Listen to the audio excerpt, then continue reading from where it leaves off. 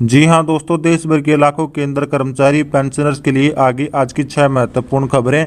सभी केंद्र कर्मचारी पेंशनर के लिए वीडियो काफ़ी ज़रूरी होने वाला है। वीडियो को अपनी तरफ से लाइक कर दीजिए। साथ ही चैनल पर फर्स्ट बार विजिट किया तो नीचे ब्लैक कलर के बटन को दबाकर चैनल को जरूर सब्सक्राइब कर लें, क्योंकि ये चैनल आपको सरकारी कर्मचारियों के रिगार्डिंग सभी खबरें ऑथेंटिक जानकारी के साथ प्रोवाइड कराता है। तो चलिए दोस्तों, इस वीडियो के माध्यम से आपको कौन सी खबर हम प्रोवाइड करने जा रहे हैं, चलिए जान लेते हैं। पेंशनरों की पेंशन हो रही है बंद, क्या कर रहा है सपर्स? आपकी पेंशन भी तो नहीं होगी बंद। बंद क्या, पूरी खबर आपको बताएंगे। चलिए दोस्तों, अगली खबर आपको प्रोवाइड करेंगे। सपर्स ने पेंशन धारकों को दी खास सुविधा, पेंशन धारकों का काम कर दिया आसान।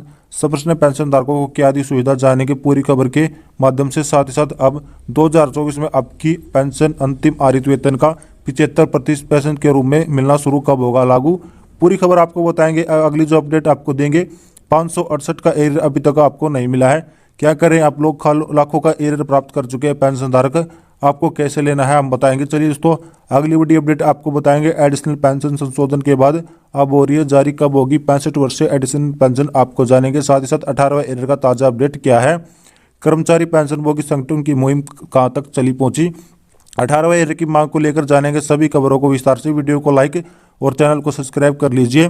तो दोस्तों, बिना देर न की खबरों का सिलसिला शुरू कर देते हैं। दोस्तों, पहली बड़ी खबर निकलकर सामने आई है।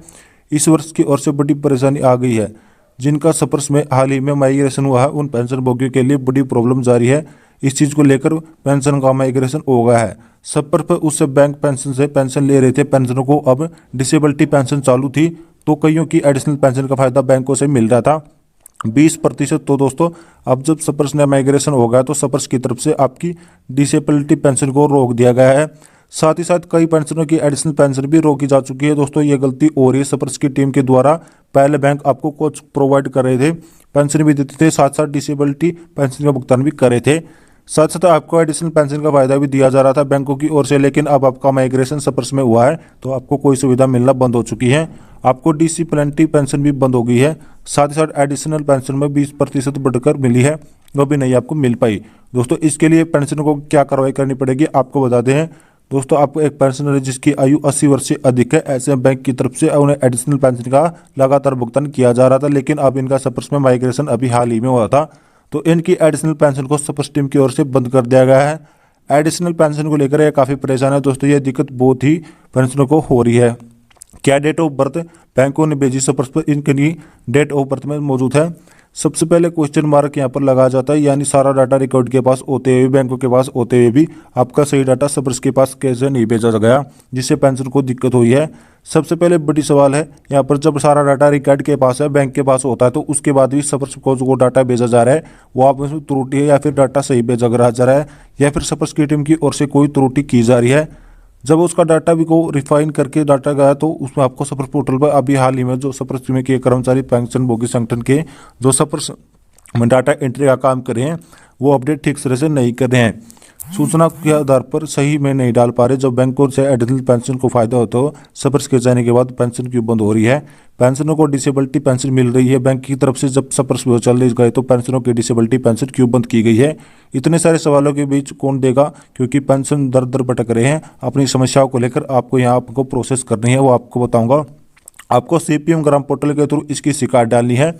बैंकों से एडिशनल पेंशन ले रहे, बैंकों की डिसेबिलिटी पेंशन ले रहे, लेकिन हाल ही में हमारा सपर्स में माइग्रेशन किया गया था, जिसके बाद हमारी एडिशनल पेंशन डिसेबिलिटी पेंशन बंद हो गई थी।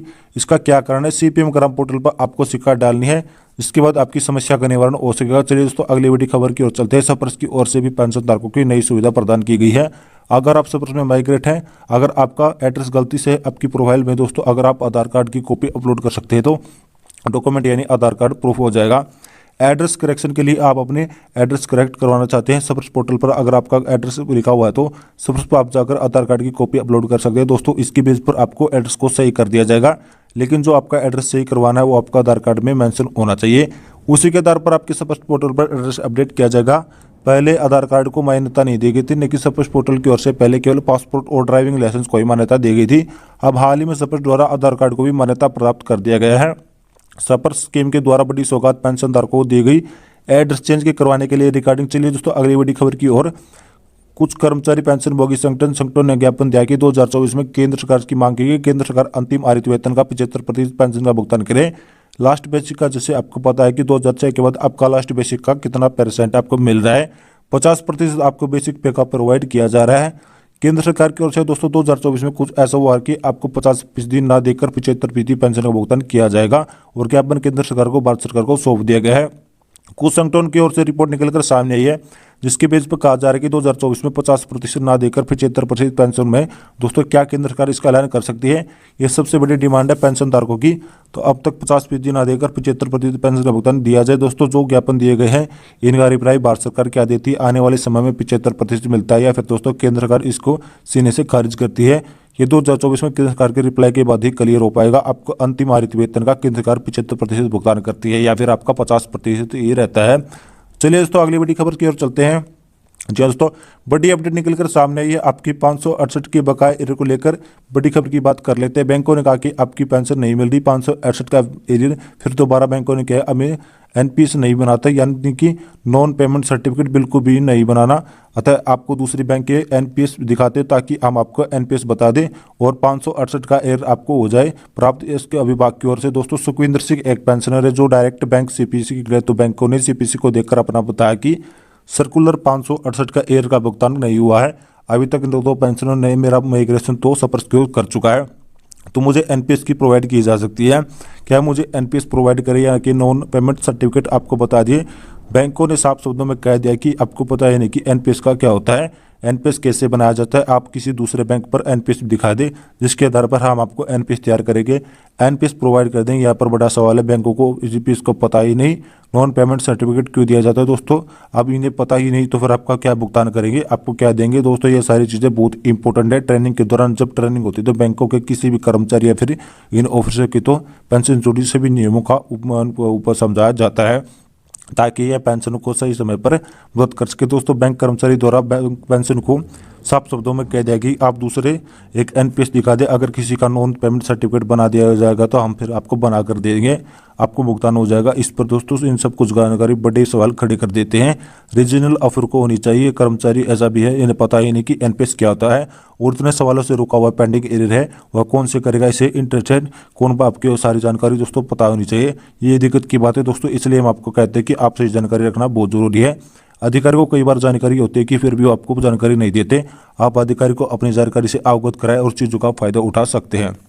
तो दोस्तों हमारे चैनल को सही समय पर आप प्रोवाइड करें, वीडियो को लाइक करें, चैनल को सब्सक्राइब जरूर करें। तो मिलते हैं एक और नई वीडियो के साथ, जब तक के लिए धन्यवाद।